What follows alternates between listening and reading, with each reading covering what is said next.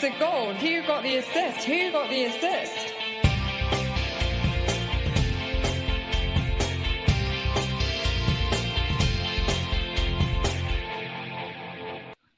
Hello, everyone.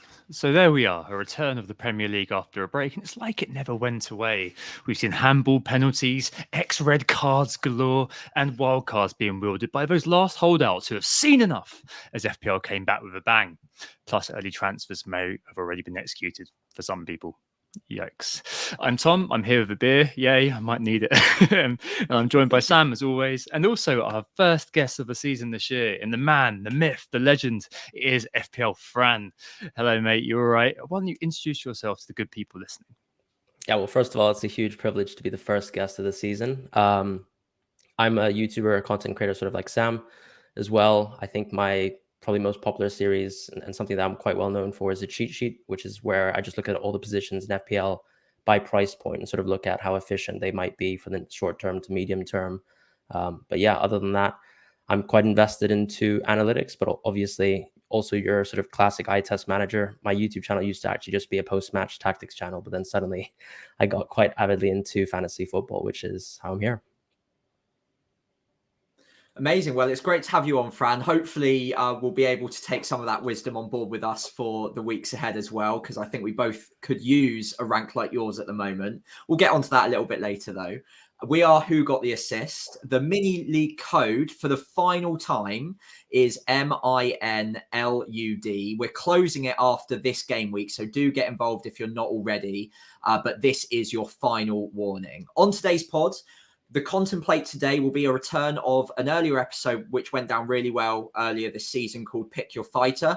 This time, we're going to be running through some of the several key men that are on offer ahead of the Game Week 10 fixture swings. And, of course, quite a few people are on wildcard this week as well. So hopefully a fairly prudent time to be having a look at some of these different options. We'll also have a bit of a deeper discussion about that wildcard 10 for any of those that are hitting the button this week, as well as our typical bold claims update and a pretty lengthy Q&A at the end of the pod as well. It's the 23rd of October, the Monday evening, and we've just started recording at the half-time mark for the Spurs Fulham game. It's 1-0. Sonny scored a goal. Richarlison's got the assist, but we don't know anything more than that as it stands. So be ready for cheers and groans halfway through the pod when inevitably some hijinks go on in the background. Cool. Excellent. Well, shall we? I mean, scores on the doors. I think some things may change in terms of ranks and things like that, but just worth kind of going through it at the moment. So, pre this evening, I was on 70 points and now on 78 at half time. Really decent week, just rolled the transfer basically. So I had 2 free transfers going into the swing in 10. Good performances from the likes of, well, Salah, Gordon, Trippier, Alvarez, Haaland captain. Well, 8 points, it's all right, but it's not Salah, is it? And Jared Bowen, consolation and thieving a bonus. It's been quite good. So up to about 250k-ish, which is, again, a very good outcome. I'm kind of almost halved my rank again, which is quite nice. So really kind of scything myself upwards. And I may have already made my transfers. So I can only imagine how bad it's going to go after this. But hey, there we go. Yeah. Feeling optimistic, though. Who's next? Yeah, it's a great score after the international break as well, isn't it? I think you look at that side, there's not really much you can fault with it going into game week 10, but I think you've made a couple of transfers already, so we'll go into that later on. The next team on the bill is mine. So it was 68 going into today. Sonny's got the goal. So I think my live score at the moment is 79, including like potential bonus points. But obviously that will fluctuate through the next 45 minutes or so. I'm, as far as going into this pod's concerned, I've gained another extra 100k since I put the overall rank in the bottom corner. So I'm about 650k at the live rank on live FPL as it stands. But again, that will move throughout the pod. So I'm lagging behind both of you at the moment. But to be honest, I'm still pretty happy with where I'm at. I don't think it's a bad place to be going into game week 10. Very similar side to Tom's. Instead of Trippier, I've got Burn, Bowen, Gordon, Haaland, Salah, all the same, except I've got Watkins up top where Tom had Alvarez. So very similar structures at the moment. But let's move on to Fran's. Yeah, so actually very similar structures. I think we're one of the few people in the community who actually went Gordon. So quite interesting that we landed there. I've got Diaby, of course. Could have been Mbumo, but it is what it is. Just looking forward now to the Luton fixture. And fortunately, because we decided to record at halftime, I've managed to get something from Richarlison finally, which was sort of a similar punt to, I guess, Kulusevski from Tom. Just a 2-week punt for Richarlison before I sort of move him off. And yeah, fortunately got an assist. Otherwise, okay game week so far, given the first half, and we'll see what happens. Yeah, and you're doing really well this season, aren't you? In kind of the top 50k or something like that. And a lot of that was due to Gusto and Sterling, I think, early doors. I remember saying to FPL meets, like, that's the sort of irreplaceable point score. Like, you know, you've got all those points in the bag that other managers are going to need to like really chase going forward, and you know, things like that kind of make a season, don't they? And I think you're kind of nailed on for a really good year here, basically, if you can just keep it running, Fran. Yeah, team looks very good. No pressure. Cool, excellent. All right, so this week, as Sam mentioned earlier on, it is contemplate. It is pick your fighter as lots of teams fixture swing. So what's the situation? There's loads of teams that are now in focus, and also you've got people kind of hitting the wildcard button, as well as I think there was a mass roll the week just gone, which means we're at a point, I think, of true template shift. And I feel like, Sam, this was the time frame that many had circled in their calendars as the period where the bets would be laid down on what works going forward. Yeah, absolutely. And I think when I first mapped out my plan for the season, I ideally wanted to be wildcarding in game week 10 as well. So it's quite interesting having burnt the wildcard a couple of weeks ago, because things kind of manifested in a different way to how I was expecting, as they always do. So it's quite interesting to see it from the other point of view than I was expecting this week. I was expecting to be on the wildcard around about now, and watching other people go through it is really interesting from the other side of the window.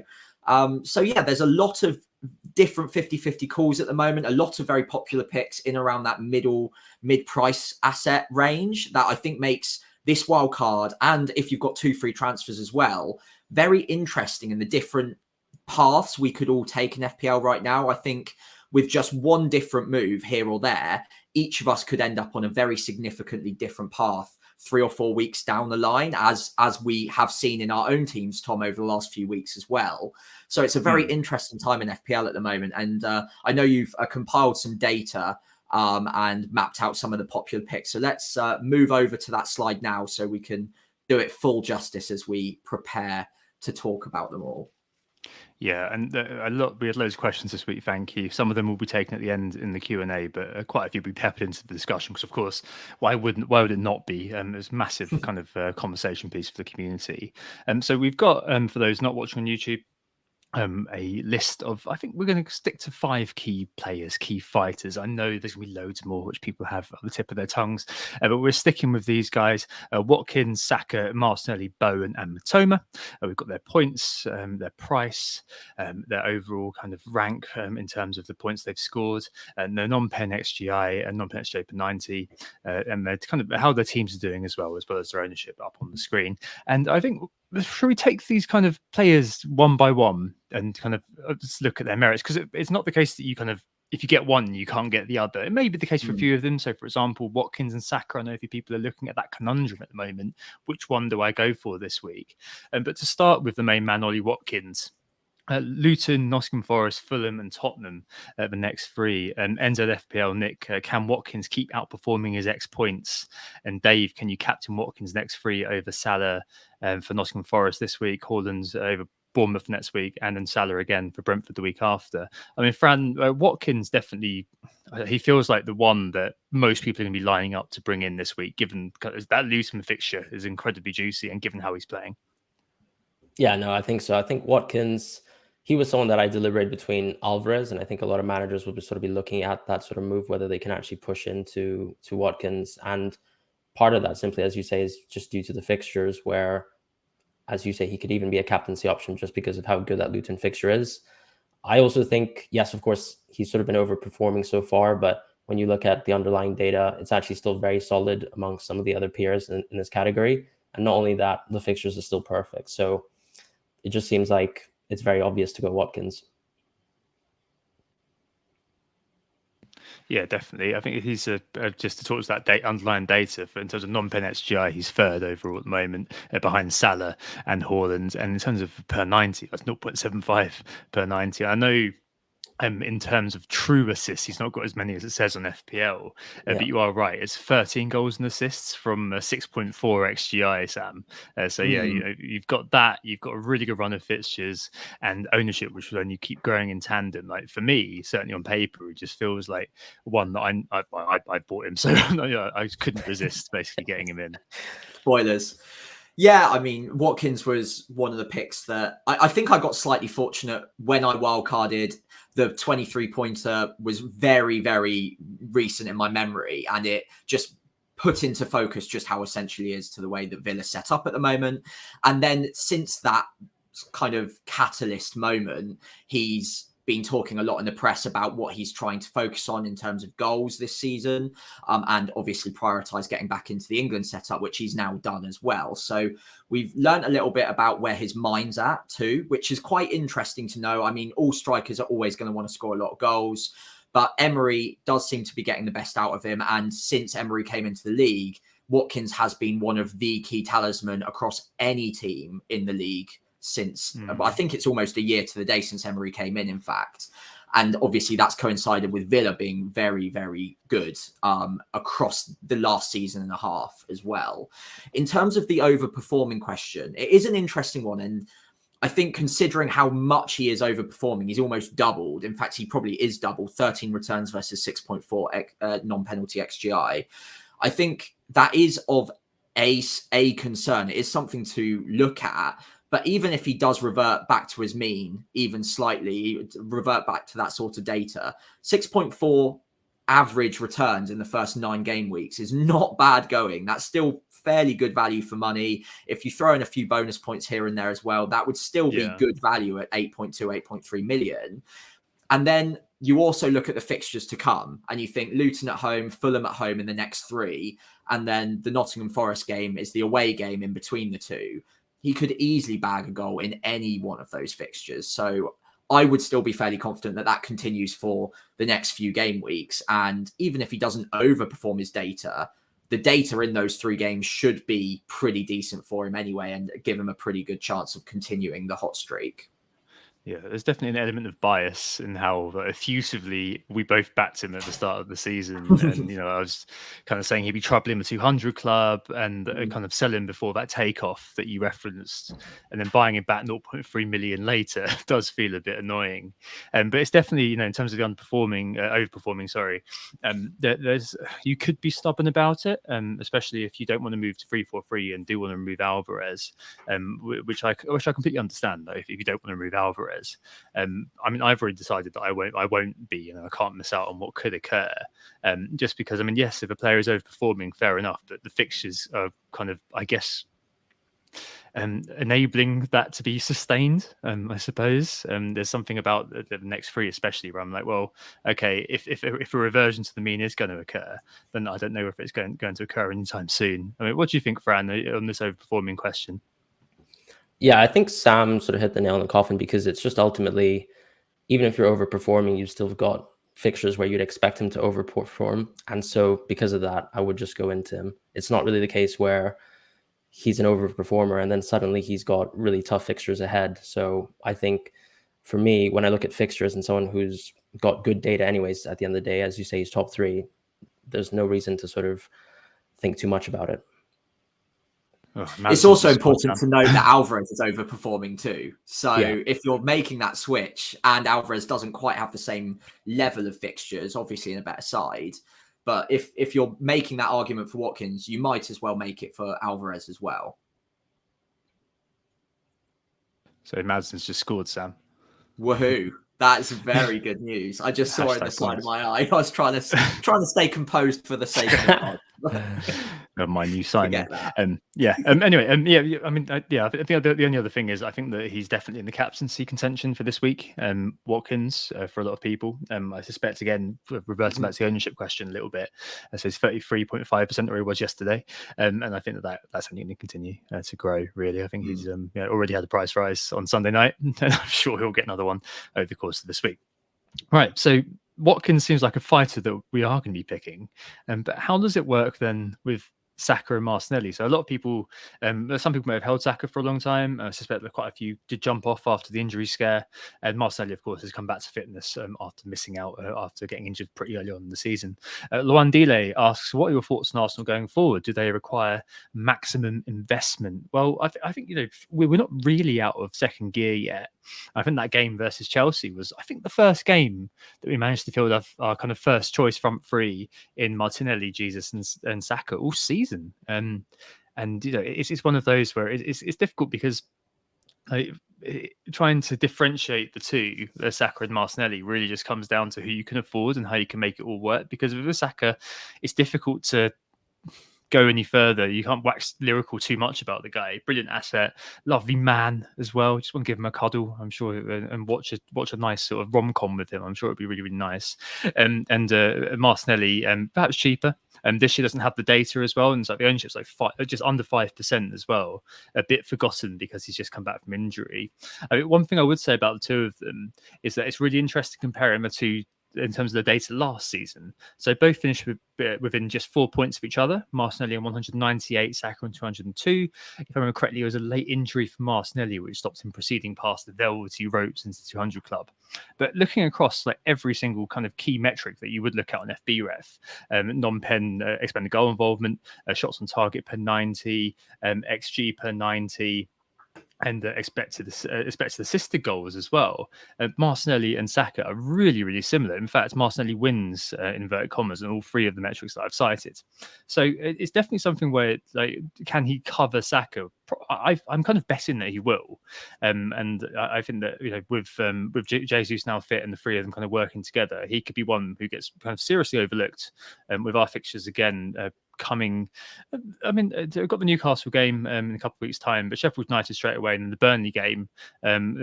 Those two games sandwiching the Newcastle game. You can't really ask for more, can you, really, Fran? In terms of an Arsenal midfield asset, what are your plans here? Are you backing one of these fighters? Yeah, I am, and I mean, I can probably disclose that I'll be backing Saka. I just think it is a question ultimately of whether you're prepared to move away from one of those Spurs midfielders, and I think we've also done the thing where we sort of did a Spurs punt with Kulusevski and Richarlison, players that we're probably more happy to dispose of. And as you can see, Maddison scoring, Son assisting, those sorts of players I think are very hard for managers to get rid of. Whereas now, in our position, it feels a little bit easier to move into these Arsenal players who have great fixtures. For me, I think between Saka and Martinelli, I just can't necessarily trust Martinelli's minutes. I know obviously his underlying stats last season were better, and even Odegaard as well overperformed quite a bit. But ultimately, I am someone who likes the minutes, who just likes those sort of guarantees. I know Trossard's been doing well so far, coming on as a substitute at times and often playing as a starter since Martinelli was injured. But I don't have that sort of lack of a guarantee with Saka. So I prefer going for Saka, and I ultimately have the ability to do so because I have that sort of disposable spot. And I think it's a little bit tougher for managers who have Maddison and Son and have to sort of ponder that. Yeah, I think there's always going to be the preference to buy Saka. I think that would kind of be the first sort of thing that I'd have wanted to do. It's just within all of this, there's kind of that feeling of, right, you've got Salaland. How do you make everything kind of fit around it? And that's kind of where you've got to start sort of making compromises, which I think we'll talk about in just a little bit. I mean, Sam, I guess it's kind of straight shooting to Saka for you as well. Yeah, so we've been discussing it over the weekend as well, haven't we, Tom? And I think if they were the same price, as in Saka was a little bit less, there wouldn't even be a conversation here. I think you go with the expected minutes. It would just be an obvious one-way street. I think, like Fran said, because Trossard is pushing Martinelli all the way for that starting spot, and obviously Trossard came on for Martinelli and scored over the weekend, that will just be another thing that Trossard will be straight into the boss's office and be like, right, I need some minutes here. I need to be starting matches. And Martinelli is a fantastic footballer. No one is doubting that whatsoever. When he's on the pitch, he's very, very threatening, and the data supports that. But he's not always on the pitch. Saka is.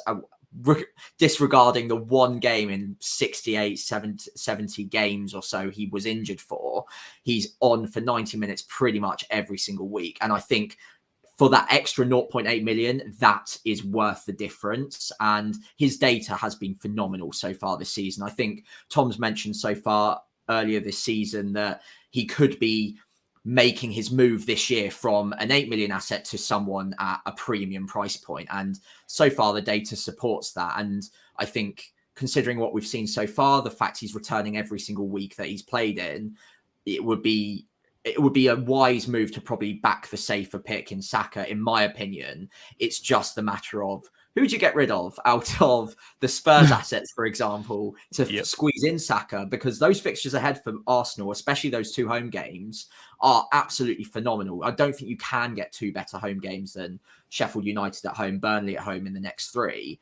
So you do want a slice of that pie, but are you willing to compromise on what are now 2, in inverted commas, informed players who have both scored today in Son and Maddison? And I think that's going to be a really crucial dilemma for those on the wild card this week and those with a couple of free transfers that wanted to attack the fixtures. Obviously, it's good news that your assets are scoring, but are you willing to get rid of them after they've done so well? It's going to be a real test of resolve, I think, for quite a few managers now. Oh, certainly. And I suppose there's another kind of question here as well. So I'm sure a lot of people are kind of looking at Watkins or Saka to bring in, I think that's kind of, there's a bit of a kind of a hierarchy of need question there almost. Like, which one do you think is mission critical and which one can potentially wait for a couple of weeks? And because I'm assuming you're going to want an Arsenal midfielder for the Burnley game as cited. I guess it's probably Watkins, Fran. That should be, if you are kind of looking at the 2, if you're kind of, right, I've got 1 million slot, this is probably where I'm going to go. Is that kind of where you kind of lean towards if you had to make a choice?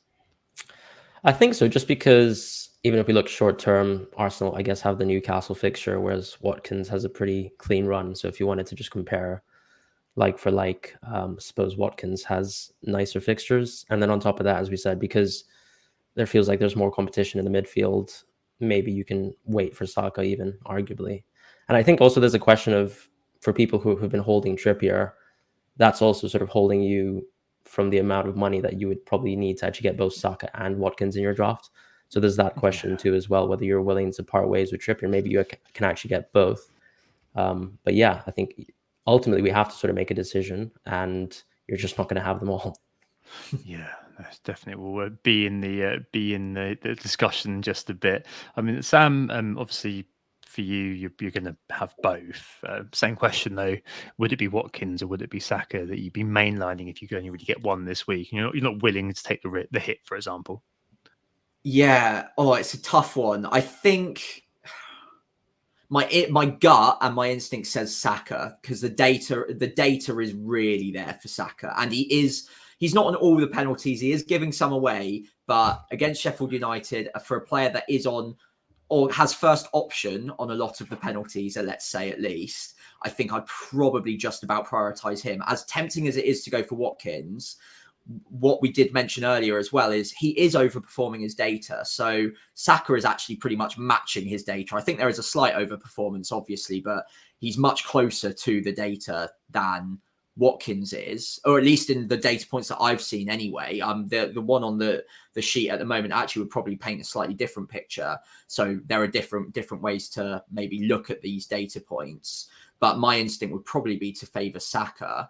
But then again, I've already got Watkins, so maybe I'm slightly biased in thinking that he's not the new shiny object to me, whereas Saka is, because I don't have him yet. So yeah, I could see an argument for either. And I think if you've got, it depends who you're selling as well. If you're selling Alvarez for Watkins, Alvarez has arguably got a tougher fixture, Man United away from home. I would back him to do well in that fixture for what it's worth, than, let's say, a Spurs asset away at Palace.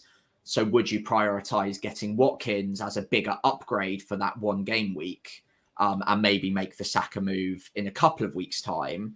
Possibly. But Watkins' run is running out pretty soon as well. I think he's got 3 games left of what you would call the good run, whereas Saka has more of an extended good run after the Newcastle fixtures out the way. So maybe you could hold off a little bit longer on Saka for that reason. But my instinct would be to go with Saka first, personally.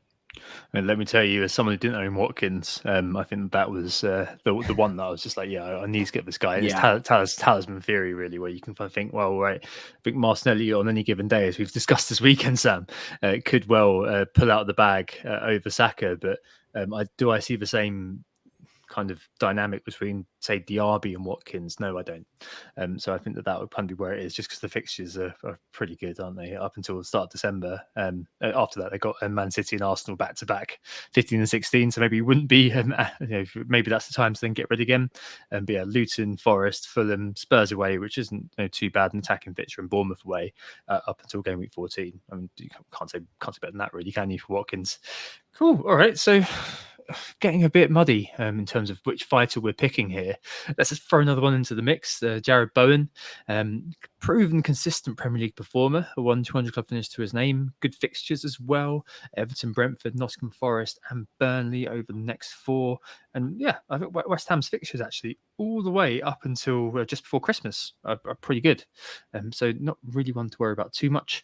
I think, just to venture my thoughts quickly before I hand over to Fran, there's suggestions about them playing loads of low blocks, but I think they're not very high quality low blocks, so I wouldn't be too concerned about that. The only thing with him, which also applies to Mitoma, is that they've got European competition to worry about. But I mean, Fran, you've got Diaby, you don't have Bowen, and you were saying you weren't really feeling it with Jared over the weekend. I'm assuming that's just because his name's spelt wrong. But I mean, what are your views on Jared Bowen? Why is it not happening for you? I think I just prefer backing teams with sort of better team strength. And obviously he is a talisman for this West Ham team. And some people will discuss, of course, that he could play central at times. But I think when you look at, for example, Antonio's stats as a central player, they're pretty poor. At the same time, Bowen obviously started with extremely high NPXG, but it's also starting to sort of waver off. He got another goal, or, in quotes, goal in the previous match. But I think fixtures, they've actually played 3, like in isolation, really good fixtures, and then also had really tough opposition like Newcastle, like City and Liverpool. But I think this run, actually, a lot of the opponents are still within sort of top 10 of expected goals conceded. So actually decent offenses, and some of the good games, unfortunately, are away from home.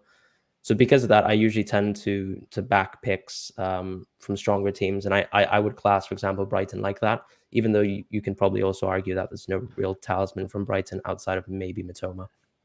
West Ham, not a high performing team. They've won a major European trophy. I mean, if we're talking overperformance about Watkins, put some respect on their name. Put some respect on their name. No, I feel you. It makes a lot of sense. I think he is definitely one. I got my wild card pretty early, like 7.1, and it's one of those where I'm. I was actually considering removing him for Madison last week, and I don't know. I just got a nice feeling about him watching him play Sheffield United. That there was a lot of the play went through him, or at least there was a lot of kind of end producty stuff going on with him. It very kind of, and also he started heading it as well. Like, he's discovered this kind of leaping like a salmon sort of thing going on, and with Ward Prowse involved. I mean, that's not bad at all. And so yeah, I'm pretty keen on Bowen at the moment. Obviously, I am, so I've got him. I mean, Sam does play for a team, though, with low team XG. I mean, we've kind of got that data here. And Watkins, Villa, they're 4th overall. Arsenal, as I said, haven't got out of second gear yet. They're 7th. And Mitoma will come on to in a second. Brighton are 3rd at the moment for team XG. But yeah, West Ham, 13.3, down in 12th. Is there some truth in what Fran is bombing into the chat? Yeah, I think there are different ways to skin this cat, and it's a difficult one with Bowen because I like him for a slightly different reason, which is for a midfielder, his underlying XG is very, very strong in comparison to the XA, which obviously a lot of midfielders are much more balanced. Mitoma, for example, is probably quite even in I think it's about 0.25 XG and 0.25 XA-ish, give or take, depending on the game week we're looking at. But Bowen is much more heavily weighted towards the goal threat. And obviously, we don't need to teach anyone to suck eggs here. We know that obviously a goal is worth a lot more than an assist for a midfielder. So Bowen, for me, is valuable for that reason. And when you've got those fixtures ahead, Everton at home, Nottingham Forest at home in the next 3, and then Burnley away in the 4th fixture to come, I think that those are fixtures where I'd expect a couple of goals for West Ham in each of them. They have had a fairly tough start to the season as well. I think they've only kept one clean sheet so far, but then looking at it, I think Dan, FPL fella, was looking through the fixtures, and you wouldn't actually expect them to do too well in quite a lot of those fixtures, whereas the results have actually been, despite the fact no clean sheets or only one, have actually been really encouraging. So I still think this is a team that we should have some level of confidence in. They're a well-polished outfit. And even though the MPXG rank at the moment isn't looking too hot, that's because a lot of the good fixtures are still left to come for them, I think. And don't get me wrong, I can see a world where Bowen eventually gets sacrificed for the 6.5 million of the talk of the town at that moment, Mitoma being one in a couple of game weeks' time. It could happen, especially when we're looking at game week 12, I think, is Mitoma up against Sheffield United at home. That obviously is a week where that could come into focus. Bowen against Nottingham Forest at home that week. You could arguably have a look at moving over then. Or if you think that they're going to be comparable in terms of their end product, then you could do it now and save the extra 0.6, 0.7 million, depending on what price you got Bowen at. And again, if you're on a wild card, you might end up going for Mitoma as well, because he's cheaper and he's easier to get into your team. And I don't think anyone would really have any complaints about that. So he's quite a luxury player to have as almost a premium version of the 6.5.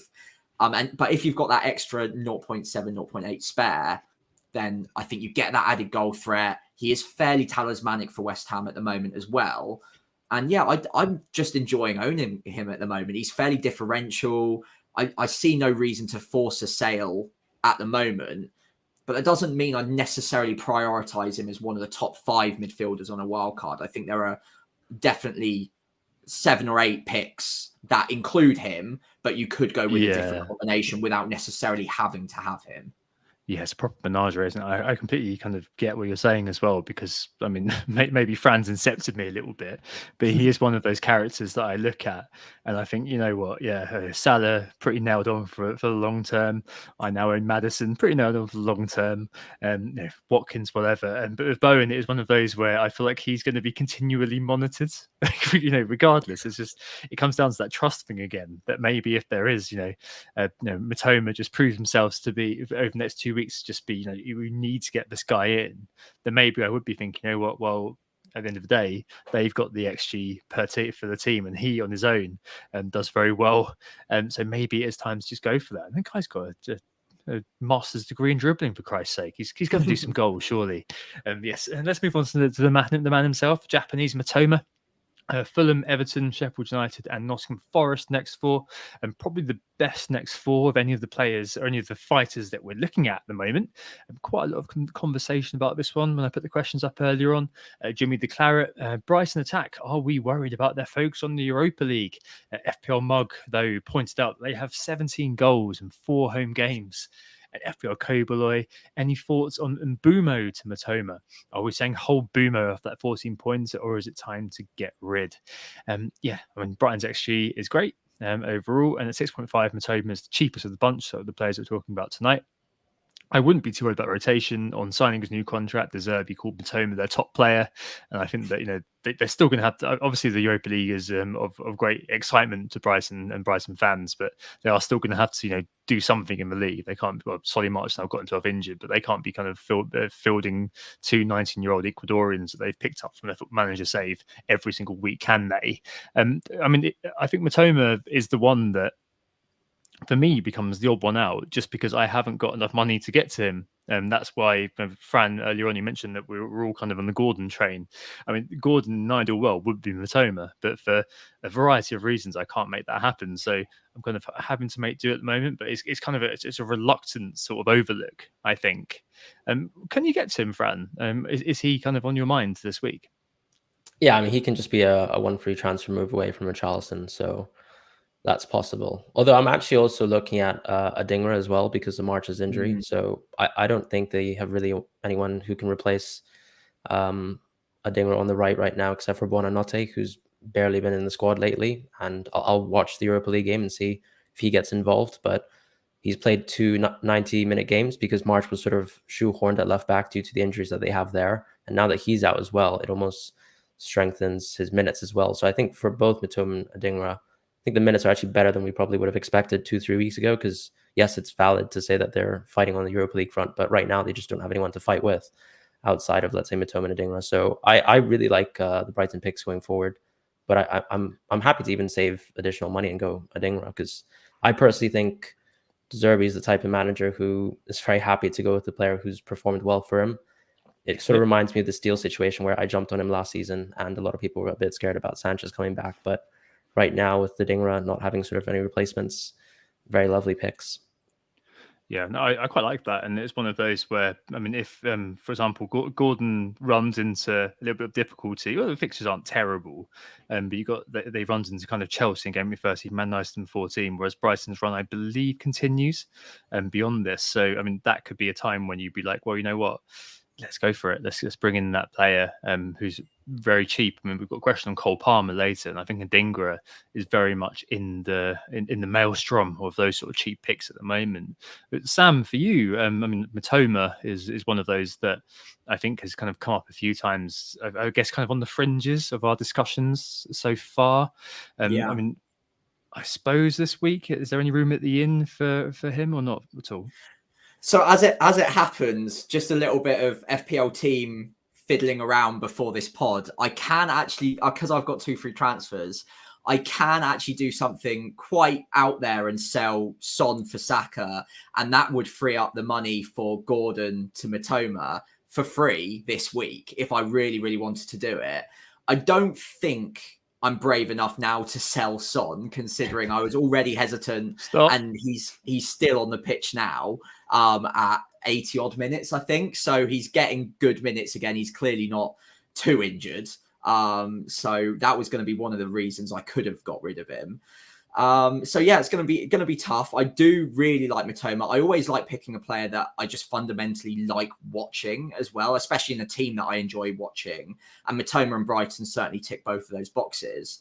But I do like the way that Fran's thinking with Adingra as well. I think looking at the fact that Solly March is out now, he could be a really good value gem. And again, that saves even more money. If I downgraded Gordon to Adingra in the next couple of weeks, then maybe I could even stretch to some more value elsewhere as well.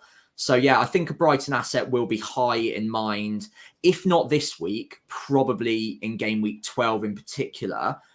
But any point now between now and game week 13, you could easily jump on them and be pretty happy with that decision. And I don't think you'll regret doing so. I think they'll definitely return. It's just whether or not the players you're getting rid of are going to be significantly worse than the players you're bringing in. Yeah, it's a tough one. I don't know if there's room at the end for him this week necessarily, but I do want a Brighton player, and Mitoma is probably just about top of the list.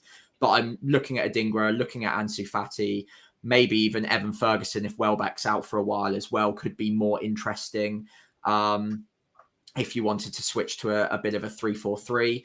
But I think Mitoma is probably the one I'm most interested in. Well, I mean, you mentioned players who we are looking to bin off, and maybe we should pivot from Kobloy's question there in terms of sells. So there are kind of a few people who are going to be making way. I'd imagine that in the Mbumo space, is there that sounds like a really, really kind of interesting nightclub, doesn't it? The Mbumo space. Where are we going? We're going to Weatherspoons, we're going to go to Yates, then we're going to go to the Mbumo space, yeah? I haven't been out for a long time, as you can tell. But yeah, Mbumo is one that I think a lot of people are looking at and thinking, all right, so got points, got big points versus Burnley, but Chelsea, West Ham, Liverpool and Arsenal in the next 4. He is 5th non-pen XGI at the moment. But I guess my question to a lot of people, I saw a few people kind of saying, oh, you know, you've got to keep him. And you can see it by the data. But, you know, this is FPL. We're in the business of scoring points, with which fixtures often help with. Are we really surprised that he's done the job versus Burnley? I mean, 2 games versus Fulham and Burnley have been where he scored double digits, in addition to an 8-pointer versus Bournemouth. Elsewhere, it hasn't been as good. And the next 4, I do think maybe, to answer Cobblow's question, point to moving out and going with the fixtures. I kind of understand that sort of heartfelt loyalty to players that you can kind of really kind of get investing in. But as I said, there's a time to be ruthless, I think, basically, without a player like Mbeumo, especially if you can kind of get Mitoma, get Bowen in for the fixture swing. I mean, Fran, is there any kind of merit in keeping, or is it one of those you kind of follow me and being ruthless in removing a player just because the fixtures are good? You've done me well, Mbeumo, but see you later. There's a prettier, shinier toy gun to play with. Yeah, I think like in terms of fixtures, you can probably see Mbeumo as some sort of hop on, hop off option where if you have luxury transfers where you can sort of go Mitoma or Diaby for a few fixtures and then revisit Mbeumo on, let's say, Gameweek 13 or 14, then you can enjoy that because Brentford's fixtures actually are good after those 4 fixtures that you mentioned that are horrific. But yeah, I think it's a transfer that should be made from people who have that sort of luxury to do so. Otherwise, I'd probably still prioritize some of the other picks that we've been talking about earlier in the pod. What do you reckon, Sam? Would you go along with what I'm saying? Yeah, I would. And Mbeumo is always going to be a difficult sell for any like diehard analysts as well, statisticians, because he is on penalties. So he's always going to look good on review, and he's always going to be a decent player to hold on to for the season. But even if he's decent, I still think there are 5 better midfielders to have in your side for the next run of fixtures. And if the argument is he's on penalties, well then why don't you look at Cole Palmer at £1.5 million less, who's also on penalties for a team that is better in Chelsea, getting better numbers, underlying data as well. And at the moment, he's gotten consistent minutes too. So if you're going for an Mbeumo, you might as well go for a Palmer, in my view, right now, who also doesn't have great fixtures, but at least you're saving a bit more money. I just think for Mbeumo at the moment, there are other 6.5 million assets that I would prefer to have for the next 4, even without penalties taken into account. Even with penalties taken into account. And then, like Fran said, you can hop back on in 4 weeks and the fixtures are good then.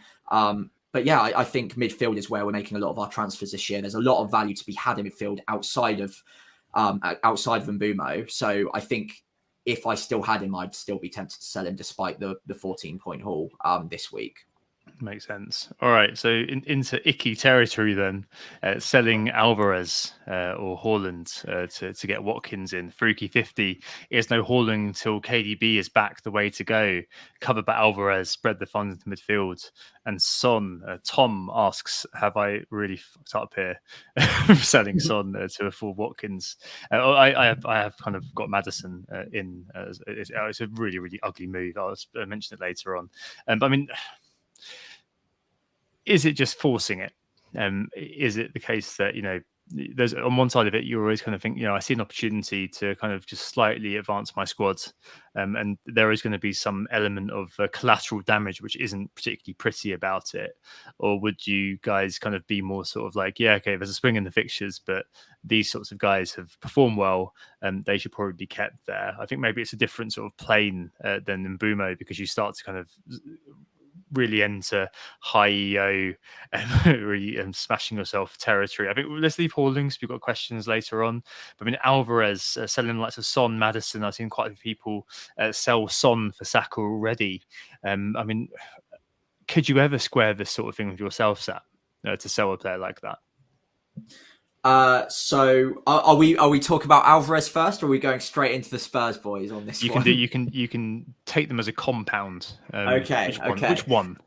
Yeah, so I'll start off with Alvarez because he's the one that I've already sacrificed. So the jury's out on that one for me a little bit.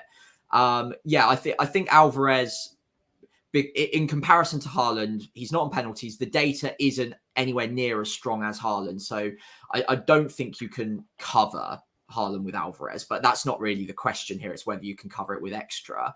I think the key problem with Alvarez is he's not really captainable in the fixtures where you really do want that City captain. And in the Bournemouth fixture, the Liverpool fixture as well, when obviously Salah's the main alternative, going away to Man City is not a good fixture for him either. Whereas Haaland, on penalties with the data, probably a better option. So Alvarez, I was more comfortable to get rid of, partly for that reason, but also because the data between him and Watkins, as we mentioned earlier on in the pod, is fairly comparable, but Watkins' fixtures are much stronger for the next few. And since then, actually, Watkins' data has improved slightly too. So I think Alvarez is the first one that I would begrudgingly say I'm just about willing to go without for the time being, but with one eye on getting him back at some point in the future. He's by no means a bad pick. It's just we can only have 7 starting attackers in our lineups at any given moment. And again, I still think there are 7 better ones than him at the moment. Son, Maddison is the decision I need to make this week. And I hope one of you two can help me out on that one, because I don't know which way I'm going on it at the moment. I think Son's more explosive, as we've seen, but Maddison will tick along, and Son has been often taken off a little bit early. Both of them don't have the best fixtures to come, but I wouldn't say they're terrible. It's a really tough one. I think you do need to probably pick one of them to go, because going into, especially if you're on a wild card, going into game week 10 with both of them seems a little bit strong considering the fixtures, especially when there are so many good options elsewhere. But I just don't know which one I'd be willing to get rid of at the moment. And the pendulum keeps swinging. There's not enough room at the end, is there? I mean, Fran, no, where would you be leaning? I think it really depends. Like if you go 3-4-3, technically you can keep Alvarez and Haaland and Watkins, and therefore that sort of Bowen spot can just be replaced by Alvarez. But yeah, if you're on a 3-5-2 and it's hard for you to actually move out of that 3-5-2, then I do think Alvarez has to go, because Watkins is a lot easier of a play to make just because of fixtures. And I agree with you as well. I wouldn't, I mean, we won't talk about Haaland, but yeah, I think covering captaincies is how I would play it out. And ultimately, that's sort of why I would stick with that front two specifically of Haaland and Watkins. Yeah. Okay. All right. So it's it's difficult, isn't it? Really, and there's lots of other sort of configurations for who you're going to sell. In the interest of time, we're going to have to move on to wrap this bit up and kind of just discuss which fighter are you guys picking? I suppose going forward, you both picked Watkins already, so I guess and Sam, you own Bowen as well. So I suppose it's kind of going with Saka and having Watkins, Saka, Bowen, and reluctantly missing out on Mitoma. Is that kind of about right? I think so, unless I'm willing to sacrifice Son and upgrade Gordon to Mitoma, but I think that might just be forcing it a little bit. And I've seen a doggy's gone off injured as well, by the way, so we don't really know whilst recording this how bad that is. But if that is bad, then maybe that forces my hand a little bit with a defensive transfer as well. And maybe I look at getting Gabriel in for a doggy there, potentially. Which at some point I wanted to do anyway, get Gabriel in, that is. But that might also force my hand a little bit and kind of shape and mold which moves I have to make. But yeah, Watkins, Saka, Bowen would be probably the 3 I prioritize of these fighters at the moment, personally. Okay. Fran, where are you? I know you're a Bowen hater, a Bowen skeptic in the bin.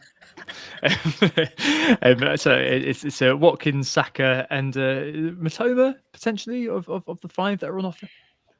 Yeah, I think I would back Saka just because he's definitely coming into my team this week, and yeah, better fixture probably than Watkins maybe. Okay, interesting. So I've picked my fighters. I've got Bowen already, and I've bought Watkins, and unfortunately I couldn't get to Saka, so I've gone for Martinelli. Some aspects of an old-fashioned thing that I did, I think that's 2018, 2019, suggests this idea of a Riker. Needs some super basic next generation knowledge, but it's an old term where if you can't get the primary target, your Picard, which is Saka, you shouldn't feel too upset to get the Riker because he's still a fantastic individual with a nice beard. So Martinelli, okay, he's not got a great beard. It's a bit of a weenie goatee, but I'm okay with him for Saka.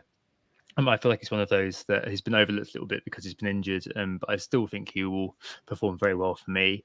And I also have sold Son, so I now own Maddison over Son.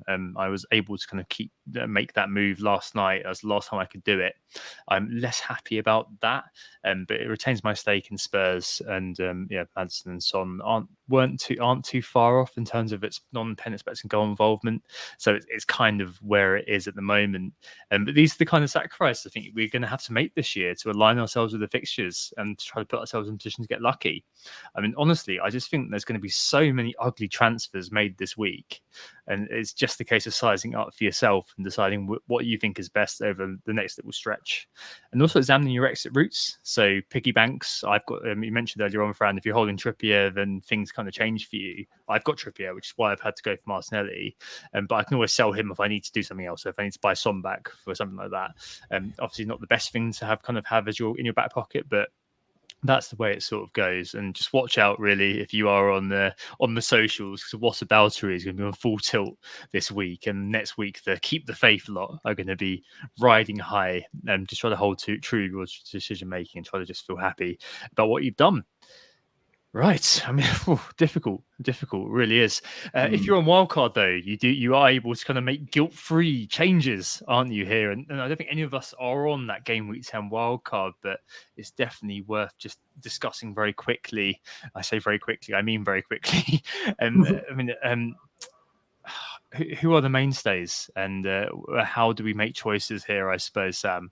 I guess it's kind of Salah, Watkins, Haaland would be the three that I've got written down here, and any configuration surrounding them, probably Saka, is kind of where I go. And you mentioned it earlier on. It seems like that's kind of about right.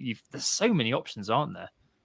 Yeah, those were the exact same players I had written down as well. I think Salah's just an easy first name on the team sheet. Some people are looking without Haaland, but no, that's too rich for my blood. I've kind of gone in and explained a little bit why I wouldn't be going out without Haaland at the moment earlier in this pod and on previous pods as well. So I won't go into detail there. Saka and Watkins are fixtures and form picks at the moment as well. I wouldn't be going without either of them. And then it's just configurating around them depending on your team value. For me, you could be looking at a 3-4-3 and keeping Alvarez, like Fran mentioned. I personally would go with a 3-5-2 because I just think there are so many good midfielders, even in the budget areas around the 5 to 6 million mark, that I would prefer to cover that off as well and have that fifth midfielder spot covered with them. The defense, I don't think there's any essential picks, but maybe the closest would be Cash. Their fixtures do run out in 3 game weeks, but is that still long enough to just go with Matty Cash now, especially if you've already got him and you've got value tied up? Then I think you probably do just hold on to him as an inverted commas essential pick on the wild card. But if you don't have value tied up in him, I would understand going without him.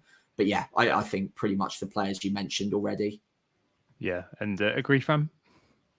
Yeah, I'd also mention maybe Gabriel, but some people might disagree with Partey coming back. Yeah. I'd agree with Gabriel. I think that's okay. I think if Timber was coming back, then maybe you kind of think a bit more about it. Yeah. But I don't think he's going to deviate too far from where it is. And Gabriel, that price, it's a bit of a quote unquote gift. I hate when people say that. A gift to wildcard. The only thing I would kind of propagate a bit more now is you maybe just decimate that defense a bit. So maybe you go Gabriel, Cash. I would have said a doggy, but now it's probably Porro, and just that should be your highest kind of priced defender. Should be about kind of 5. Like, screw Newcastle, just kind of forget about them, shove all of your money into the attack now, because I think that the front 7s we can put together are just simply ridiculous, and I think that should be where you should pursue things, really. Dear me, well, that was quite a long section, but hopefully very fruitful, very useful. I thought that was really interesting, just to get an idea of where we are now. Let's do the bold claims very, very swiftly and then move on to the questions, because there's loads of other things to speak about. So yes, this week, Samuel, you are backing Big Dom. I am. I'm going with Solanke to get a double-digit haul against Burnley. I think Burnley are there for the taking at the moment. I don't think Bournemouth are by any means a great side right now either. But Solanke's look good, and I back Bournemouth and Solanke to do pretty well against Burnley. So yeah, double-digit haul. So at least 2 returns for him this weekend. Solanke's actually in the top 20 for non-pin SGI so far Is this he? season. Wow, Yeah. decent. Yeah, he's 20th. So Okay, that still counts, doesn't it? Does it count? I mean, That's top if 20. you're 10,000th, are you in the top 10? No, anyway, let's move on. And I'm trying to go Beja and Beja as the weeks go on, Sam. It's 2-0 up to you. My one this week is that the Manchester Derby is decided by 1 goal. That could go anywhere. That could be like 2-1, 1-0. I'm basically just betting that it's going to be something like that. God, I'm so boring. But yeah, I need to I'll get just points about here. let you have that one. Oh, it's so contentious, isn't it? It's really, really poor. And I only apologise to everybody who's listening. Right, let's move on to the questions this week. I think I may have to cut a few out. I'm very sorry. But it is just the way it goes. I blame Fran for talking too much. Really, it's ridiculous. Right, first question. Adam Pritchard. I can get both Trippier and Watkins and need a -4 to get one of them. Is there any runway in covering with the lesser lights? Rikering. So going with Byrne or Shah into the Trippier or Diaby for Watkins. I think that this is one that we've sort of covered already. So maybe I'll move on quickly. But yes, I think with someone like Watkins, it's probably just worth kind of sticking with Watkins. But I think you can kind of sack off going for a Newcastle, going kind of full pelt on Trippier, for example, because a lot of the good fixtures have already gone, to be honest. And you kind of are coming into a bit of a tougher spell. Plus, when you get to a bit further down the line, you end up kind of with midweek games and everything like that. He's 33, he's getting old. I'm just basically giving myself the runway to sell him eventually. And next question, Sean McCall. I said we're going to leave Haaland for a little bit. This is a good point to bring him in. How many points would Haaland have to score going forward over the next kind of few weeks to justify his price? What's the mental cutoff for you? Is he just locked in regardless? I think is what this kind of comes down to. So apart from Bournemouth, there's not really a sofa game for City until game week 16 when Luton are away. Man United next, Chelsea in 12, Liverpool in 13, Spurs in 14, Villa in 15. All decent-ish attacking fixtures for City, but you can take on Haaland in all of them, I think. It's just a case of, how scared are we? Basically, of not owning him. I kind of feel like he is an individual who could just ruin your season if you don't own him.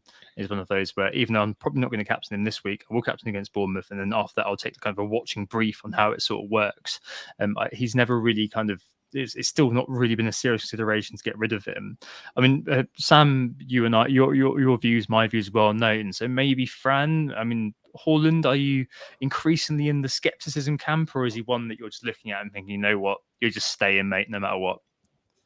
I think because there's been so many sort of budget enablers in the midfield position that have sort of come to us in the last few weeks, I'm less in the sort of no Haaland camp.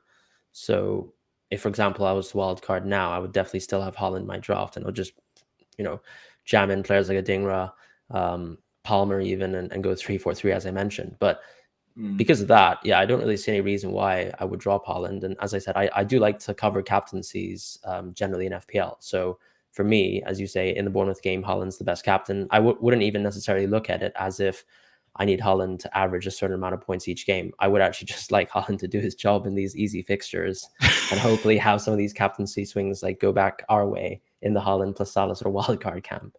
So sort of like this week with Salah, I'm hoping something happens like that with Bournemouth. And he's capable of doing it. And we've seen it before. So no reason to really doubt him other than the fact, yes, of course, City have been struggling a little bit lately. But we've seen time and time again, Pep finds a way to work things around. And it's not like Haaland is going to be second choice anytime soon. So, yeah. Is he going to touch the ball more than 10 times versus Bournemouth? That's the thing. But if those touches mean that he's scored a goal with 4 of them, we are happy. It's just at the moment, there's definitely that sort of. I mean, Sam, when we're talking the other day during the game, it was like, all right, he scored really early on. This is going to be great. And then just after that, he just highlights anyway, because it was a 3 p.m. game in the UK. Just seems to disappear, didn't he? I mean, my faith is still there. His faith isn't shaken, but it's still one where there's kind of a slight portion of your mind where you kind of envy the no Haaland crew a little bit, don't you? Yeah, I mean, no Haaland crew, especially around game week 8, I think it really manifested. They're off to a good start. The Salah obviously performing in both of those game weeks has sharpened that viewpoint, and they are definitely doing well. But Salah to keep getting 16-point, 15-point hauls every single week, and Haaland to not get those every single week is quite a big call for a player with that sort of underlying data. He's got 9 goals in 9 league games so far this season, and we're calling him out of form. This guy is scary good, and if all he needs is a couple of key chances against Bournemouth, for instance, and all of a sudden we'd be incredibly scared not to own him. I think, as I've mentioned before, there are definitely drafts out there that I've seen that I really like the look of without Haaland in it. And that's absolutely fine. There are different ways to play this game. I wouldn't ever try to tell someone that you need to have Haaland in your team. You could definitely be successful without him. But for me, like what Fran said, if I was wildcarding now, I think there are plenty enough budget picks that mean that I'm not really sacrificing anything to have Haaland in my squad anyway. Maybe 1 or 2 positions, but especially now we're at game week 10 where Trippier is probably not as essential to have as he has been in the last few weeks because the fixtures aren't going to be there anymore. You don't need that extra 2 million for him over a 4.5 to a 5 million defender. And then in midfield, we've got new players like Adringa, Cole Palmer, Gordon, Neto, Hwang, all of these players coming to the fore as well. So do we really need to save that money from Haaland and move that elsewhere to gain the extra EV every single week? I'm not so sure we do. So if I was wildcarding, I'd still have Haaland. My thoughts are well documented. Yeah, exactly. All right, interesting. I don't really have a mental cutoff for Haaland. But I think it does start to get interesting when you get kind of around that the blank game week, for example. But I don't know. You look at it and you just think, well, anything I do there, remove that player, I've got to find some way of getting him back pretty much immediately. So it's very difficult. I'm not going to put myself in that situation. Effectively, that's kind of just the way I'm going. Maybe I'm a simple man, but yeah, that's just the way I am. Right. Next question. FPL Sponge, is Cole Palmer the real value deal? We've heard a lot of Adingra hype on this pod today. FPL Fran raising the Simon Adingra. I'm sure he's called Simon. Adingra banner. Cole Palmer, though, on penalties, played the false 9 as well, and pretty well actually against us. A bit of a surprise there, but yeah, played very well. Quite a few players around this 5 million mark, aren't there, Fran? I mean, where would you be if you were looking at these sort of players? Would it still be Adingra if you just for the fixtures? I mean, Cole Palmer's pretty decent, isn't he? Yeah, I think the issue with Cole Palmer is purely the fixtures, right? You can't really play him outside of game week 10, and then the next time you can play him is probably game week 14. And Adingra, you can actually play all of these games. So it's like, if you were wildcarding, you probably could, as I say, go 3-4-3, then Palmer becomes your 5th midfielder, but he plays the same role that Archer does in a 3-5-2 draft. But Adingra is actually someone I would be happy playing game to game if I was that confident in his minutes. And I actually am. So it comes down as well to, Palmer being a great pick, but he's someone that I would just sort of look at my team and say, you're pretty much reserved for game week 14 and beyond. And we all know that we have to play this wild card and have it last until game week 20. So if you're wild carding, it makes sense to go Palmer, but otherwise I wouldn't be transferring him in this game week unless you had, let's say, a super deep defensive bench where you can suddenly go 4-5-1, 3-5-2, 3-4-3 and just keep chopping and changing. But that's so tough to do. Yeah, it's difficult, isn't it? I mean, Sam, where are you on this? So, all the cheap players out there. I know there's a lot of people, and we'll come on to it in a second, actually, with a question on 3-4-3. I mean, what would your enabler be if you were really kind of tempted to go that way? It sounds like Fran swayed you with his Adingra propaganda. Yeah, I am a bit swayed, actually. I didn't realise before today, when I was doing my research for my own shows as well, Adingra has started a lot recently and got good minutes, even before the escalating injury crisis. So I do really like him as a value pick. Cole Palmer being on penalties does help his case, and I can see why a lot of people are going with him on a wild card for that reason. But as Fran said, he's not got the fixtures for the time being. So if you need to play this guy every single week, then I think you go for Adingra rather than Palmer for the time being. And then you can make that swap when Chelsea's fixtures do turn good again in 4 or 5 game weeks, I think it is. If you're happy to bench them and you can do that comfortably, then Palmer becomes more tempting, I think, because you don't need to start him every single week. But even if you did, I don't think it's a worse pick to have to start on penalties. Chelsea are a good attacking side. I think I would just favour Adingra if you did have to start them, though. I think what I really like about Adingra, God, I've been totally messed with by Fran here. It's ridiculous. But what I really like about Adingra is that you can absolutely, especially if you decimate your defense, like stack your other 6 in your forward line. Like honestly, like you can have, depending on team value, of course, if you're wildcarding now, actually you're probably quite screwed in terms of team value because you've probably been holding Rashford and Bruno for a while. I'm very sorry. This is probably like putting a donut in front of somebody who's sworn off donuts. But I mean, you could feasibly, potentially have Adingra plus Saka, Salah, Son, Bowen, Watkins, and Haaland. If you remove Son for Maddison, probably if you have wildcarded now and don't have good team value. I mean, that is ridiculous, honestly, what you can get away with if you've got that one enabler in place. I mean, we've got Gordon in place to kind of make it all kind of work. But now you've got an even better example of a player who's not any cheaper than Gordon, who has the fixture in front of him. And as we've been told by Bryson ITK, FPL Fran, he's going to be playing every game. I mean, that's insane.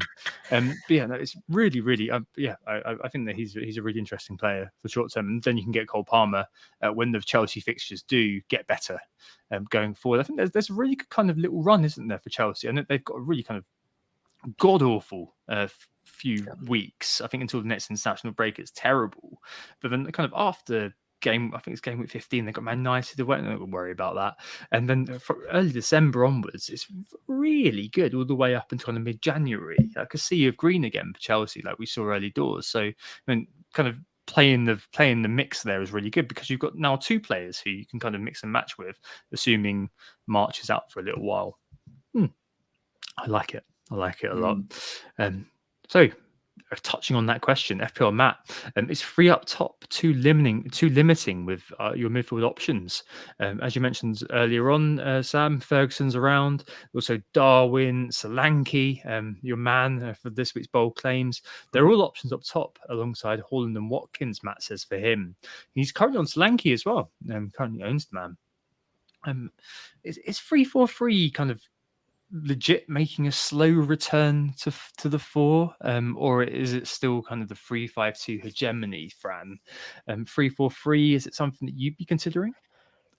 Yeah, I mean, if I was wildcarding this week, I would definitely go 3-4-3, but it's purely because Alvarez exists. And also, I think it also depends on whether you want to free hit on 18, because if you're investing into, let's say, Double City now, that you're almost booking transfers away from Alvarez if you're rejecting free hit 18.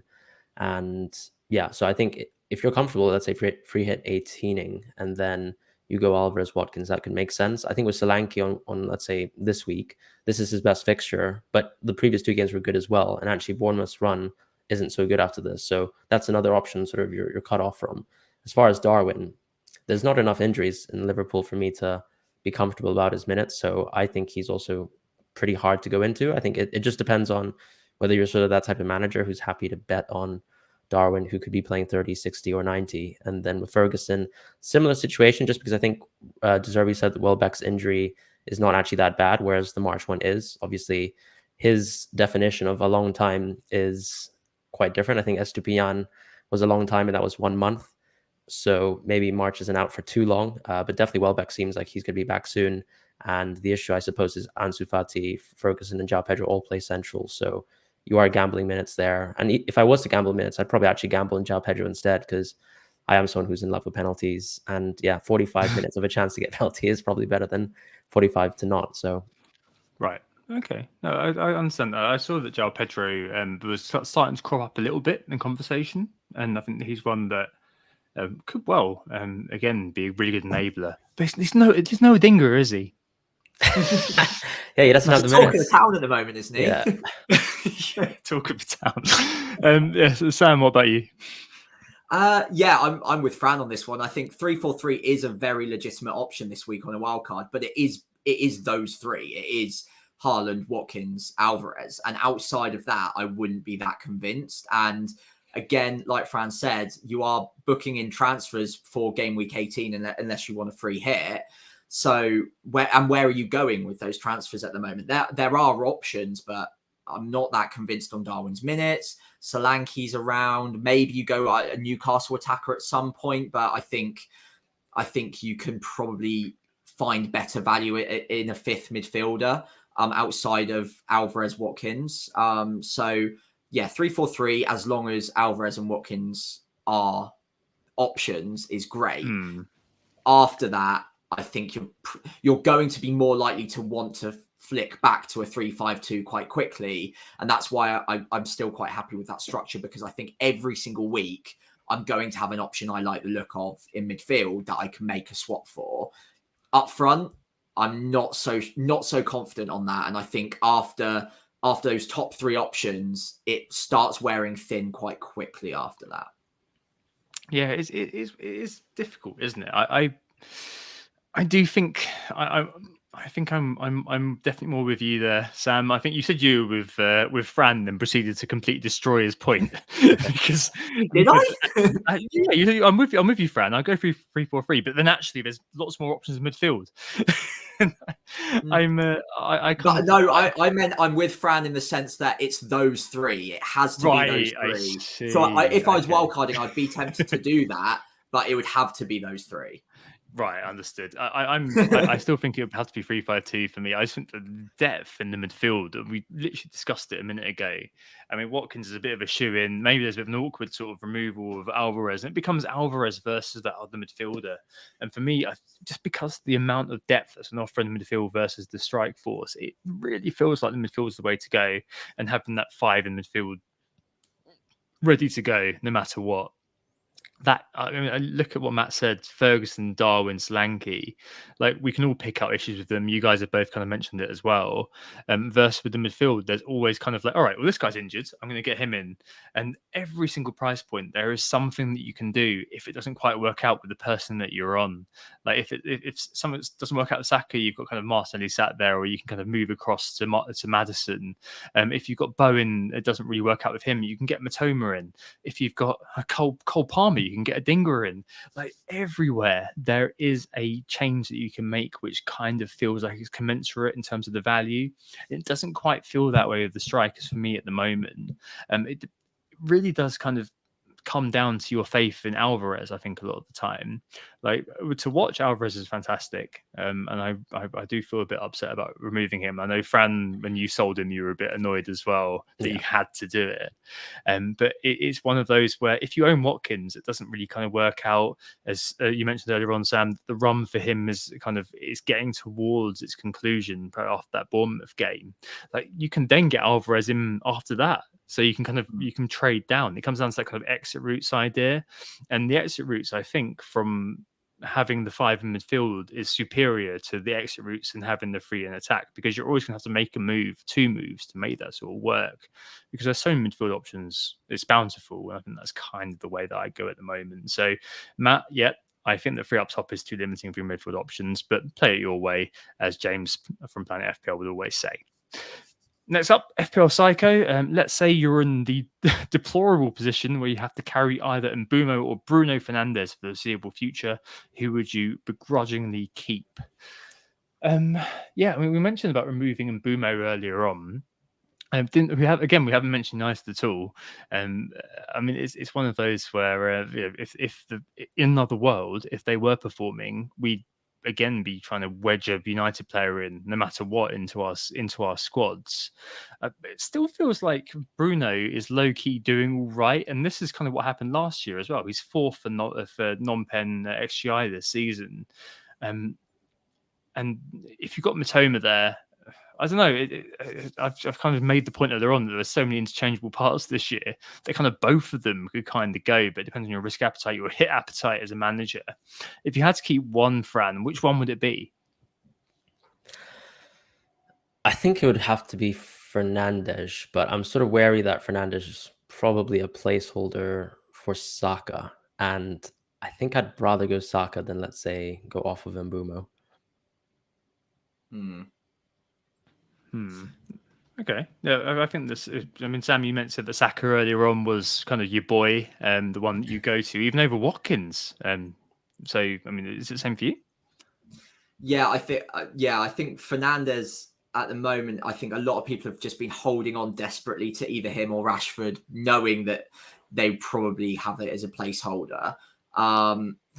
It's a shame because the fixtures ahead, if you can hold a Man United asset after the Man City game, their fixtures are very good, much better than Brentford's for the short term.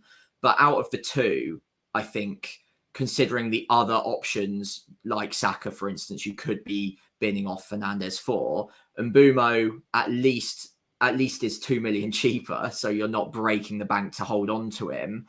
So I think out of the two, you'd probably just about hold Mbumo. But it is a shame. If Bruno was a little bit cheaper, then you could probably legitimize holding on to him. And there might be some wildcarders out there that are determined to get a few good hauls out of him in the fixtures to come after game week 10 is out of the way. And we did say, God, people who have held Rashford for this long, penciling in that Sheffield. Oh, God. I mean, I can commend you for incredible patience, but wow. I mean, wow. Certainly there's a point where you look at it and think, yeah, you just need to get rid of this guy. Right, final question this week. A bit of a forecasting one we'll come back to in the future. Sam, FPL Sports Science, is a free hit in 18 viable for the City blank? And if you're, are you even thinking about this? And Goops asks, is there a case for free hitting this week with the fixtures so favourable this weekend? Yeah, it's one of those that obviously depends on your risk tolerance in terms of this week, maybe even next week as well. If this week, maybe you would kind of make transfers, remove Haaland, and then next week you'd free hit because then you can get Haaland back for Bournemouth for the free hit and kind of move it on if you're determined to free hit fairly soon. But long term, though, free hit for City in 18 when they're away at the club. I can't remember Club World Championships, whatever it is. I can't remember what it is now. You know what I mean. Sandwich between good game weeks, Crystal Palace and Everton on Boxing Day. Maybe that could be the week that we start to pencil in our free hits. I mean, Fran, have you looked that far ahead? No, but I've seen that Ben Crellin has, and I think he's actually playing towards that. And so something I spoke with a friend recently was that if Ben Crellin ever follows a strategy in FPL, it's probably quite sound. And that's all I can really say about it, because I've gone out of Alvarez. I only have Haaland now. I don't have necessarily plans to move into him. And so I don't think a free hit is super viable for me, because ultimately it comes down to whether I want Alvarez earlier than 18. And maybe I do, but I probably wouldn't change my transfers until, let's say, around game week 13 plus. So it's not something that I'm putting too deeply into my head. And as far as wildcard 14 or 19, once again, I think 19 intuitively makes sense just because you're sort of playing around blanks and doubles. It kind of reminds me of last season when we probably all played our wild cards around, when Brentford and Brighton had their, their blanks and doubles. But some people still did something more niche, which was like 27 or 28. But ultimately, I think 19 seems to make conventional sense. 14, I haven't really looked into too much, to be honest. I have run it on, I think I have a couple of friends of mine who are planning on, I think, going for a Game Week 19 wildcard, have spotted that on review. 14 also throws out really good sort of expected value, which means that it's probably an option that's, viable. But I really can't say too much about it. I think we've got to go and say 10 is actually quite a nice sort of landing spot if you want to rejig your team with all these sort of budget players and go with Salah, Haaland, which is super hard to do if you're just sort of playing a rolling team. I think a lot of it just depends on how much we steam into City. Around that point. I think that there's lots of unknowns really between now and the 9th of December. Which is when they play Luton, and there is a midweek game that week. So they play Spurs, Aston Villa, and Luton between the 3rd December on the Sunday and the 9th of December on the Saturday. So there's so much to kind of see what kind of happens around that sort of time frame. Ideally, I think that would be quite good, because you probably want triple City for Luton. You probably want triple City for Crystal Palace. I haven't done that far ahead really. FPL Sports Science Sam, because that's just not really how I play things. I kind of just take it as it comes, which I know is not the Ben Crellin way, but that's kind of how I do things, because I think that there's so many unknowns that it limits you and kind of creates like you can create loads of biases in your mind about what you want to do in the future, but that far ahead, like there's just so little certainty. Like it's not the way I do things. But yes, on paper, ideally, you're gonna want Free City around that time. If things do transpire how I think they may transpire, then maybe yes, you'd be looking at getting Triple City for Luton and rolling the transfer midweek, blah blah blah, and then maybe that 18 free hit is where we go, especially if the rest of the community goes there. The template remains strong. At the moment, as kind of been evidenced by the discussion we've had, the template is not that strong. I think there are kind of a few people that we are going to kind of home in on, the likes of Mr. Watkins, the likes of Mr. Saka, but there are loads of different ways and means to get there. 3-4-3, 3-5-2. Who else are you going to pick in around them? Talking about the wildcard 10 earlier on, admittedly none of us are that close to it, but still there's not really a defined template. So it really, really, really depends on loads of things, which is a really horribly wishy-washy answer, but I think that's kind of where I am at the moment. Like, I think it kind of makes sense to what free hit that week, but I don't know right now, and I'm fine in saying I don't know right now because, frankly, that's not the way that I play this game. Probably to my detriment, to be honest. Sam, anything to add? No, I think you both summed it up perfectly. At the risk of sounding boring, I'm very similar to the way you two have mapped it out. Free hit in 18 is viable if you're pretty heavily backed on City at that point, but like Fran, I don't have any plans to get Alvarez back in just yet, and having a triple up seems like a long way away at this point, considering we don't really know which City defender we'd probably want. Ederson has seemingly very briefly probably lost his place at the moment, so you can't really triple up there as it stands. So yeah, I'm not really looking that far in the future yet. Out of those two wildcard spots, naturally, I'd probably favour 19 because it does fall around the blanks. 14, I did have a quick check out earlier, and I didn't really see any like big meaningful fixture swings that I couldn't attack with a couple of free transfers. So I think just by strictly eyeballing it very quickly, I'd probably favour 19. But Sam, obviously inspected goals, is a very clever guy. I'm sure he's done some research to say that 14 is good. So I'll be watching that later this week as well to see what the logic is behind that a bit more. But yeah, I probably wouldn't free hit in 18 unless I was quite heavily piled up on City. Yeah, we'll see how it goes, really. Great. Okay, let's move on to transfers and captains and where we are at the moment with everything. Oh God, it's me. So yes, transfers and captains transfers already been done. I've been playing around with it for a little while, and Sam has had a unfortunate barrage of messages from me, mostly talking to myself, to be honest, just kind of figuring out exactly how the hell I was going to get Watkins in. Loads of ways I could do it, and ultimately I've decided I don't really want to sell Trippier at the moment. I think he could be a piggy bank going forward, but I didn't want to quite do it, because I worked out that there was one move I could do last night. I was at 0.0. We do this once a year. Like, this is it. I'm not going to do it again. Come back to me in February and be like, he says now, yeah, done it again. Just, I've done the move. Or I'll send you a screenshot of the team before I made the transfers and just not say anything. I'm really considering it. And you go back to it on the Monday and be like, hang on, you made those moves on Saturday night. What's wrong with you? Yes, so basically what I've done is Kulusevski was his last week in the team, and so he's gone for Martinelli. So tick, I've got Arsenal. I sold Alvarez for Watkins. So I've got Watkins. I'm basically backing him to beat Alvarez over the next 5 or 6 games. And I couldn't go without him for Luton, basically. And he could well be the captaincy pick. It's between him and Salah. So tick. And to afford that, I had either to sell Trippier for 5.5 million defender. If I wanted Saka, it would have been a 4.5 million. So I decided to keep Trippier. But a more palatable move for me was to sell Son for Maddison. So I keep Spurs representation, tick. So I don't really like the fact that I sold Son, but I did have a bit of value, which enabled me to make that move.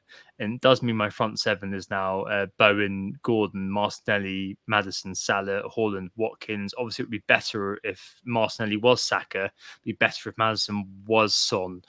But I do think that is probably the best solution I could come up with in the time. And I had to pull the trigger to make it work for me this week. I know there's those midweek games. I did never, ever would say, yes, you should make moves with loads of midweek games coming up without being wide open to the risk. And that's kind of where I am. I've still got Trippier at the back. But I know those people would have been selling Trippier this week over selling Son, but that's the decision I've made because it keeps the Spurs representation. Basically, I've chosen Maddison over Son, except I bought Maddison, which is a bit awkward, but kind of in my head makes a lot of sense. Taking the hit. But yes, I think that's going to serve me well for the long term. And if Martinelli doesn't really work out, I need to buy Saka in. I would probably have to sell Trippier and kind of sort that out. I mean, I don't have all the answers, but that kind of works well for me going forward. And it's between Salah and Watkins. For the captaincy, I think that the effective ownership is probably going to be on Salah's side versus Nottingham Forest. So I'm probably going to put the captaincy on Salah. I do like Watkins versus Luton. Both of them are high floor players. Both are going to there's a decent guarantee of points from both of those players in my mind. And it's just a case of where the ceiling is. Both of them have got a decent ceiling, but Salah's on penalties. So I think that kind of is where it's going to go for me. But I could be persuaded by Watkins by something that I see. That's for sure. Yes, I'm feeling okay. Even though Son did score an assist tonight. Maddison scored as well. I think that there's going to be probably a similarity between the two of them going forward, especially because they were playing Fulham. These were the games that I did buy Kulu in, for example, and wanted to triple Spurs for. And I'm kind of quite glad that I'm able to. I've seen a lot of people selling Son for Saka and not having any Spurs midfield cover, and they've still got no Europe. They're still going to be kind of continuing to trundle forward. So I'm glad that I was able to keep Maddison, basically devolve my Pokemon from Son to Maddison. So yeah, there we go. Not great. I'm up next. Yeah, I'm up next. So at the moment, no transfers made. As I've hinted at during the pods, I'm not completely confident where I'm going, but it will probably involve an Arsenal midfielder, most likely Saka, to come in. Maddison and Son are the two that are obviously on the chopping block most naturally. Both have done very well tonight. I was hoping maybe I saw a bit more of a Son injury doubt out of tonight to make this decision easier. But no, I'm going to have to debate it all week. I could hold them both and make a defensive transfer and then roll transfers into next week. But I do quite want Saka. So yeah, it's going to be a tough call. I can afford either. So I can afford Maddison up to Saka with still 0.2 spare. So that's absolutely fine. The other move that I could make, as I mentioned earlier on, is if I did Son down to Saka, I could do Gordon up to Mitoma, which could be interesting. Or I could do any of the defenders, probably most likely a doggy if he is out for the medium term, across to the likes of Gabriel, for instance, which might also be quite a nice move just to get ahead of the defensive curve a little bit. I think Gabriel will be a popular pick on the wild card. And it might be a move that some others aren't able to make this week because they've got other fires to put out first. So maybe that gets me ahead of the crowd a bit, but so would Mitoma. So I might be looking at two transfers this week. One will involve an Arsenal midfielder, but I'm not sure where the other one's probably going just yet. Okay, lots of thought to go. And finally, Fran? Yeah, so the moves I have here are two free transfers because I rolled last week where I go Tsimikas Trippier out into Gabriel and then Richarlison out for Saka. But as I said, I mentioned Tsimikas as well. It could either be Gabriel or Tsimikas. The way I see it, Gabriel has a great Gameweek 10 fixture. I probably would need to make another defensive transfer on 11, or I can just go Tsimikas, who would cover 10 and 11 for this team. And ultimately, the concept of the piggy bank, I've taken out of the piggy bank. I've gone out of Trippier, and I'll probably go into Saka later this week. I just find him to be, actually the pick that I want to go and prioritize. And unfortunately, in this situation, Trippier is the piggy bank that I'm drawing from. And once again, drawing from one of your concepts, keeping in my Spurs assets, at least one within Son is something that I quite like. And yeah, it was a decision between Son and Trippier. I've promised a lot of Adingra hype. There are some other moves where I could, let's say, go from Richarlison to Adingra, but the way I see it, with 1.9 million, if I go Richarlison to Adingra, I don't really know what I'm doing with it.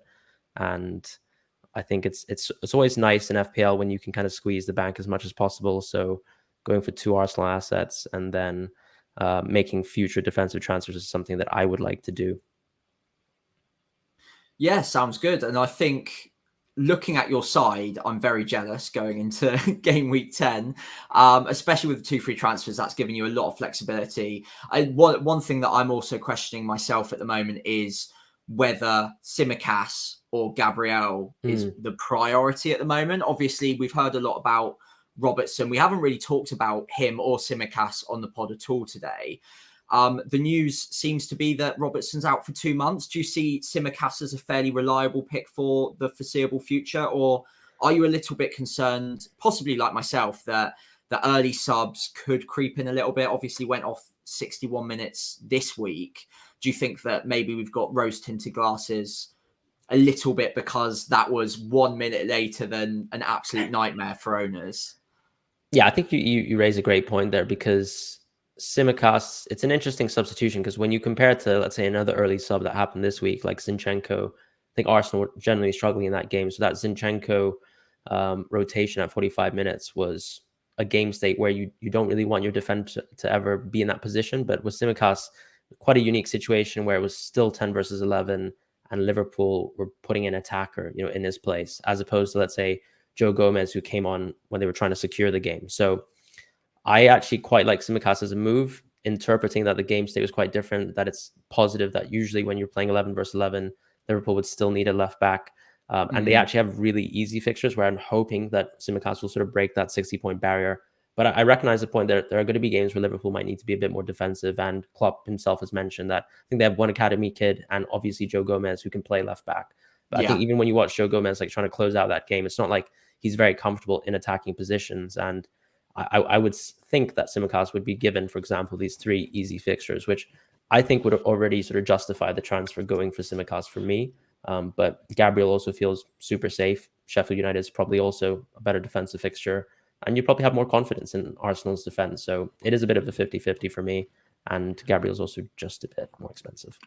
Especially because you've got a Porro and Colwill. Like, you've got an extra defender on the bench, which I don't have.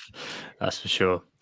Well, that was a bit of an epic pod there, I think. And yes, I think I think that's probably you a lot now. That's for sure. Oh yeah, sounds good. Yeah, thank you all so much for listening. A 90-minute pod during the Tottenham game. Obviously, that ended 2-0. We're all pretty happy with how that ended, I think, with Maddison and Son both doing well. Hopefully, it all went well for you if you're listening as well. But for the time being, we were Who Got the Assist. As always, you can find us on X at WGTA_FPL. WGTA_FPL, or at FPL Pricey. Apologize. And Fran, are you at FPL Fran? On X, I am FPL _Fran. _Fran. I'm never sure on the underscores. So yeah, do make sure you go and follow Fran on there as well. He's a great value for money on there too. On Instagram and Threads, it's WGTA.FPL. And again, I'm just FPL Pricey on there. Do you have either of those, Fran? Yeah, I believe it's just the one underscore on that platform. Okay. Just the one underscore on that one. And as always, if you enjoyed the pod, if you could do all of that, if you could follow us on those channels, that'd be great. But then if you could also give us a 5-star rating wherever you're listening to the pod, that would be great. And if you're watching on YouTube, if you could like and subscribe to the channel, then first of all, you won't miss any future content, and it also really helps us out as well. So thank you so much in advance for doing any or all of those. Thanks again so much for coming on, Fran. We really enjoyed talking to you today, and hopefully this won't be the last time we catch up with you during the season, especially if your rank continues on the upwards trajectory you're on at the moment.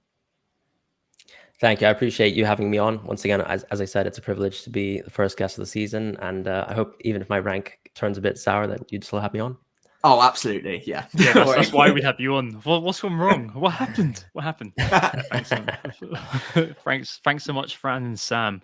Well, we hope you enjoyed the pod. We hope you assisted you think about the fixture swing, and we'll speak to you next week. Yes, should be good. Enjoy, everybody. Speak to you soon. Oh, it's a goal. Who got the assist? Who got the assist?